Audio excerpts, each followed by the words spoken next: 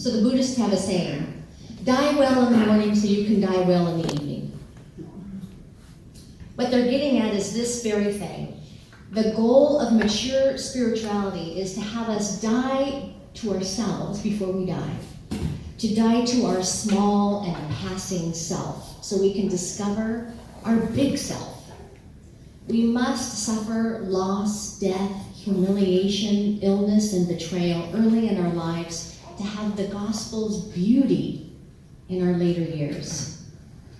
If I have made an insulated container, many of us do this, all my desires, even my God, when Father Time starts knocking at my door with illness, death, defeat, and loss, I won't have the capacity to pick up my cross and follow.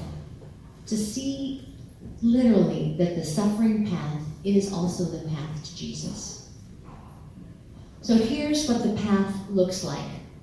Spiritual practices.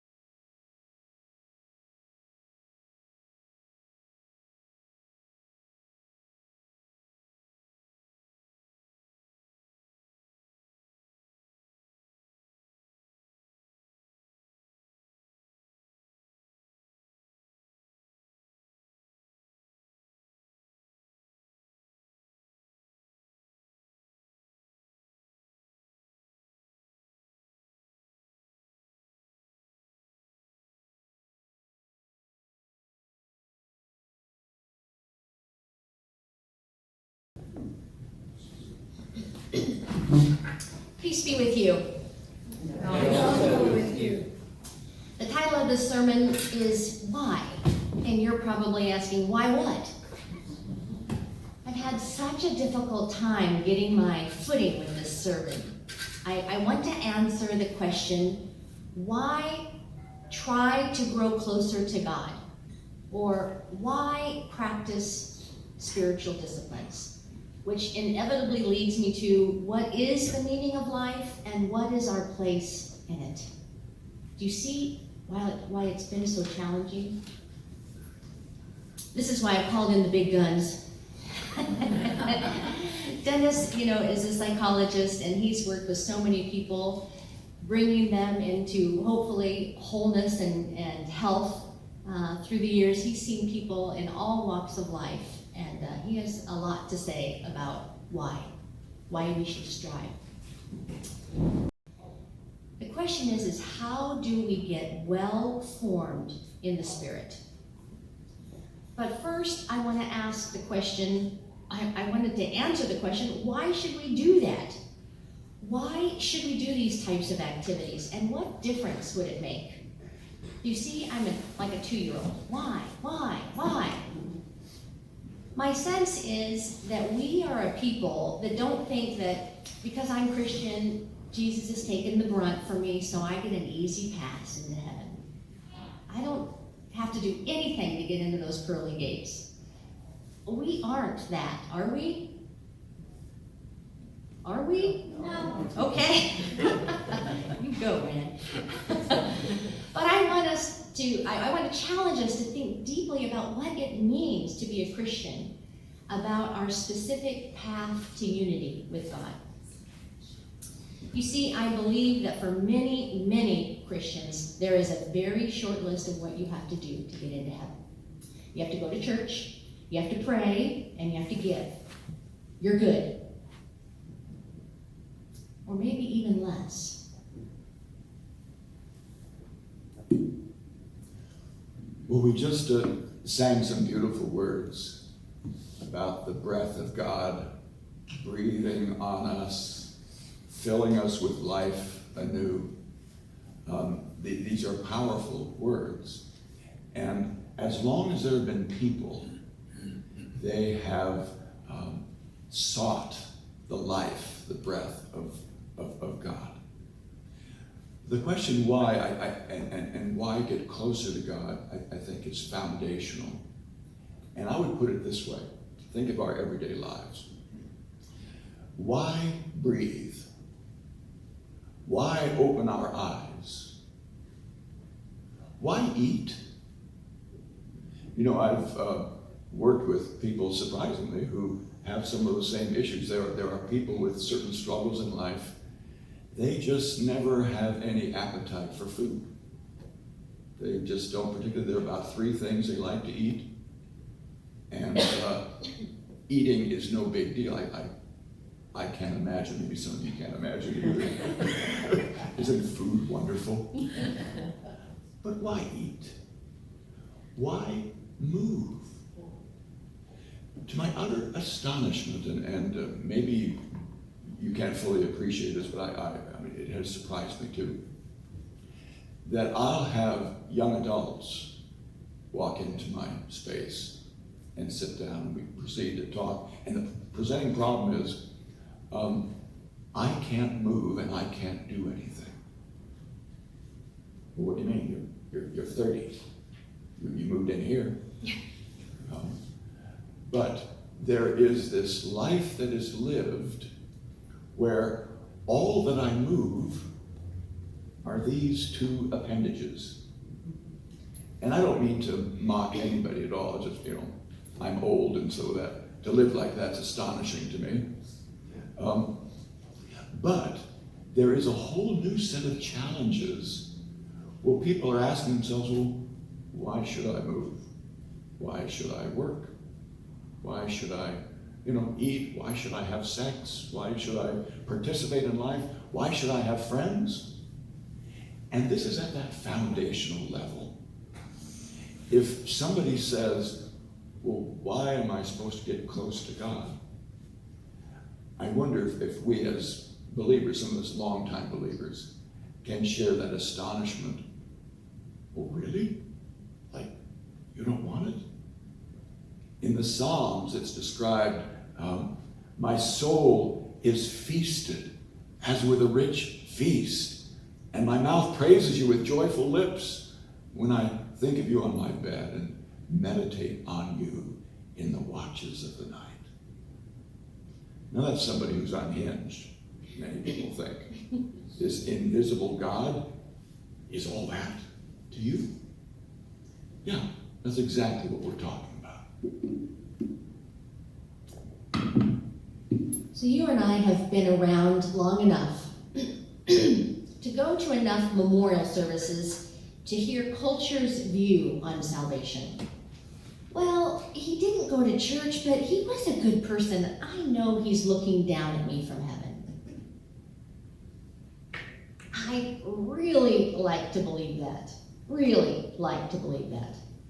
Although that would be called universalism, not Christianity, where everyone will ultimately be reconciled with God and there is no eternal punishment.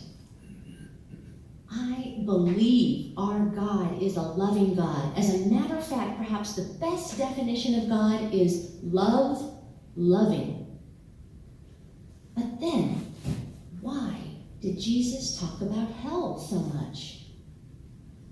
In Luke 16, he describes the great chasm over which none may cross from there to us. In Matthew 25, Jesus tells of a time when people will be separated into two groups, one entering his presence, the other banished to eternal fire. Jesus talks more about hell than he does about heaven, and he describes it more vividly. There's no denying that he knew, believed, and warned against the absolute reality of a destructive hell. And he gave many more examples. Now, before you kick me out because I'm talking about sin, hell, and punishment, you said, this is not that church. I want to lay this before you. God is love. God is a God of forgiveness and 7 times 77 second chances. But there also, in looking at the Bible, there also seems to be consequences for us not doing the right thing here on earth. Just read all the letters that Paul wrote to the churches he started. They were love letters, but they were letters of correction. We all need correction and adjustment to get onto the right path. And there is a cost for not being on the right path. One way about talking about the spiritual practices is to call it the way, the path, how we walk the way. All that to say, showing up at church just isn't enough, is it? Then what? The word religion comes from the Latin word religiare, to tie tight, to attach, like a ligament, religion, ligament, to tie us, to bind us to the divine. Religion then means growing and maturing spiritually. We can grow in our spiritual development, and we should. There are so many models of spiritual development. James Fowler created a 6-stage scale that he posits that humans can go through. Scott Peck whittled that down into 4. More recently, at Fuller Seminary, Janet Hagberg analyzed thousands of Christian lives and came up with a critical journey, stages of faith theory. My spiritual guru and mentor, Richard Rohr, has a 9-stage developmental spiritual scale. The question that remains when we consider these stages that have been studied for a long time, how do people grow up spiritually? Just like how do they grow up cognitively, developmentally, and so on. And a lot of this work with faith has been closely connected to Piaget's work on cognitive development.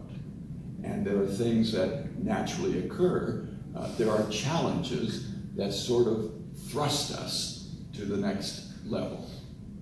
And so these faith stages that a number of people talk about, well, one of the criticisms is that not enough is said about how you move from one level to the next. Is it automatic? You just kind of slide or glide up? Or, as some say, is crisis the fuel that creates movement in our lives? As believers, we would say suffering. Though none of us seeks it, we all know it. And it comes to us, and we can review our lives and recognize, well, yeah, as a matter of fact, that was the last thing I wanted to go through. But it actually moved me somewhere. I work with people who many times actively resist the moving to the next place of grown-upness or just where I need to be in my life.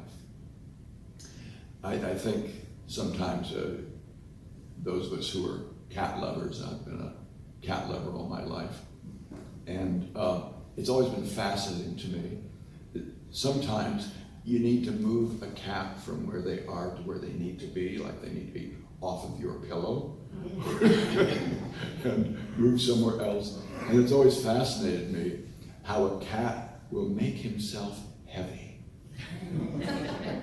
He gains weight right there as you're trying to move him. And in a similar way, this happens with people. We make ourselves heavy because we just don't want to move to the next place.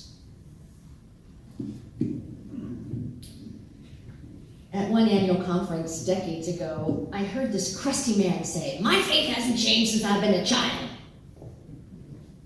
He was boasting, but I wonder if he hadn't journeyed that critical faith path yet. I didn't engage him, so I don't know what he meant, but at face value, this is a bad thing.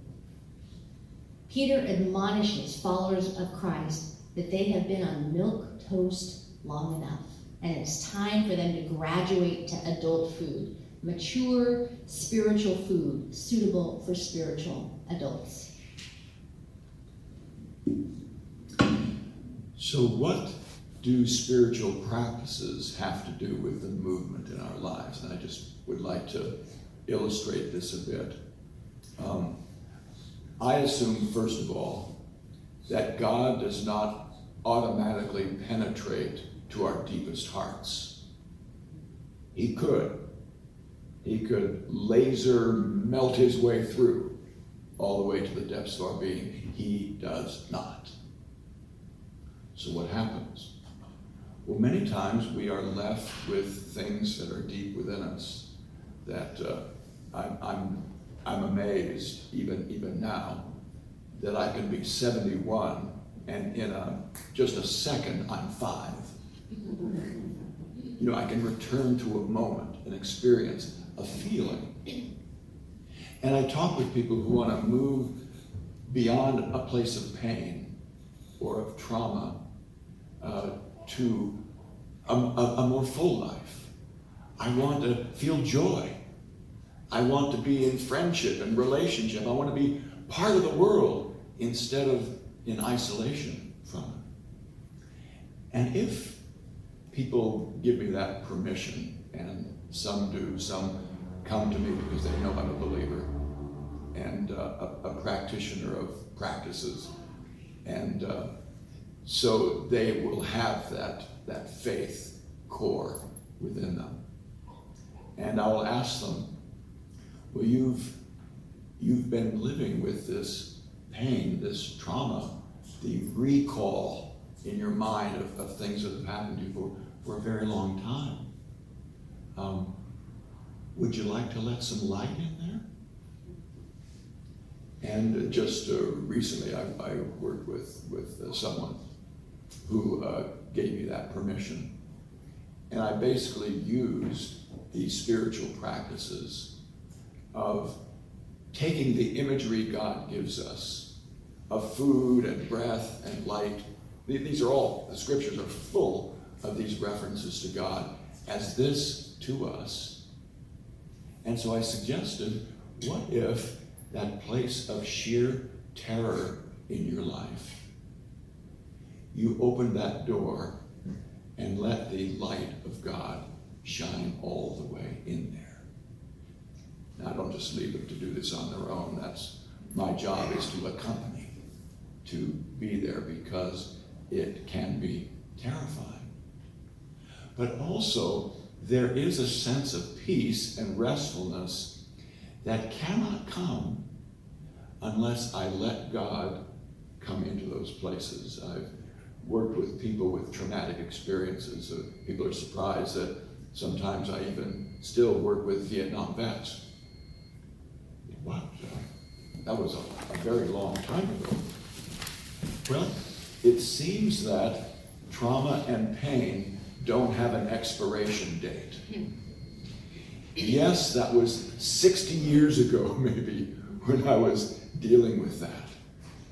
But it's just, I was with a friend some years ago who was a Vietnam vet, and we were at a conference, and there across the parking lot was a young woman who was Asian, and to him, Vietnamese. And he froze, and he began to breathe fast. And he said, "That's what they look like." And I realized that it's like time travel. Instantaneously, you can cross these places until you begin to allow God, through the scriptures, through prayer, through meditation, through making real in my heart of hearts the true reality that he presents to me in the scriptures and the Psalms. And when that light shines all the way down deep, it is transforming, it is healing, and many times I will just use the phrase with people, yes, as he saideth in the beginning, let there be light.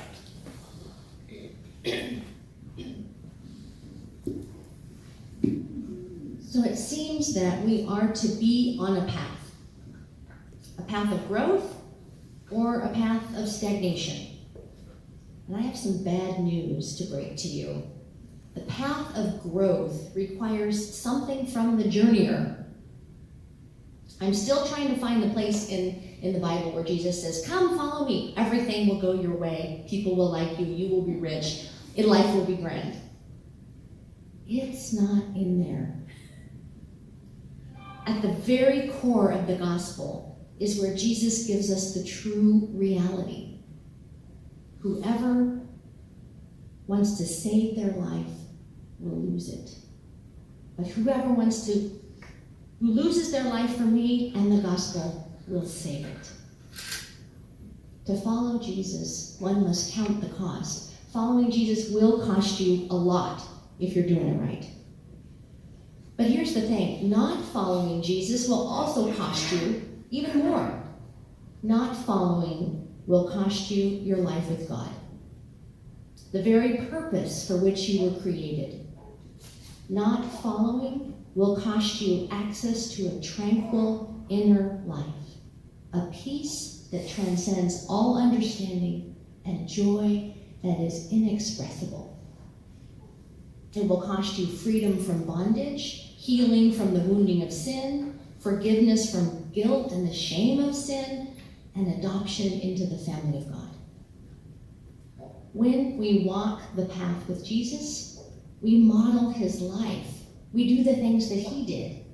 And one of the things he explicitly told us, which is terrifically hard to hear, take up your cross and follow me. This doesn't mean we get a fast pass into heaven.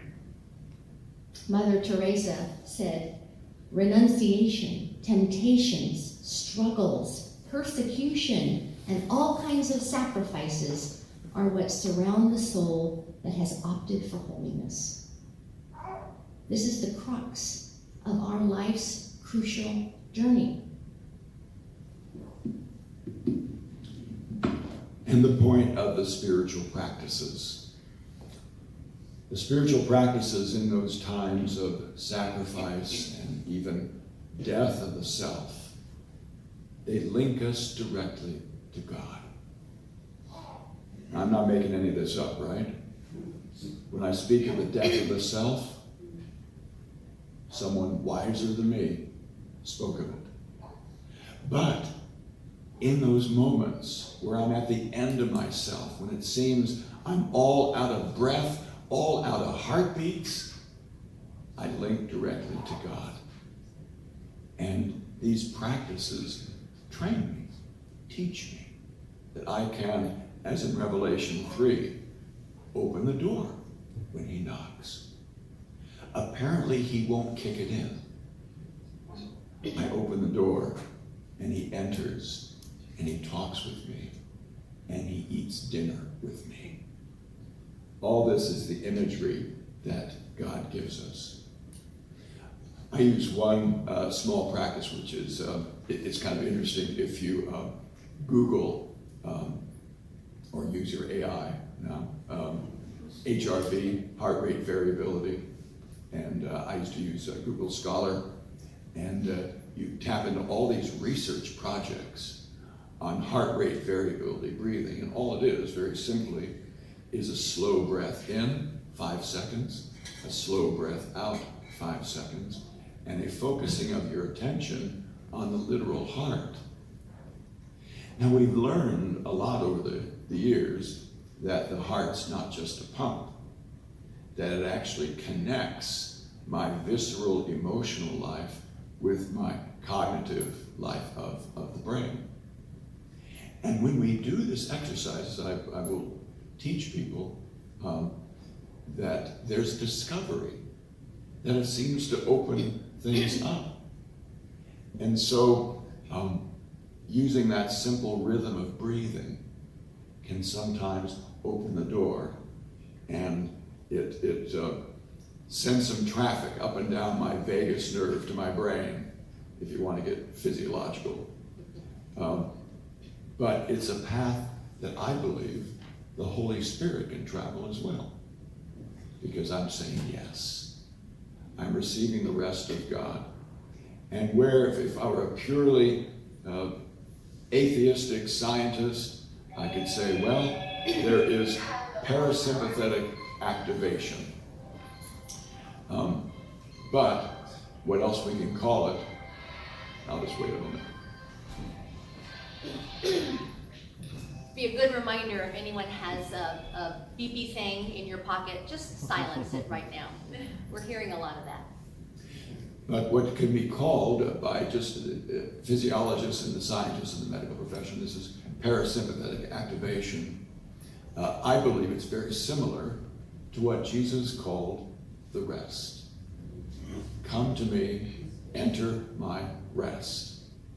And when I do that spiritually, there are all kinds of other effects, physically, cognitively, and relationally. And therefore, these practices we teach, which we might call spiritual disciplines, have a broad effect. They ripple out into all of life.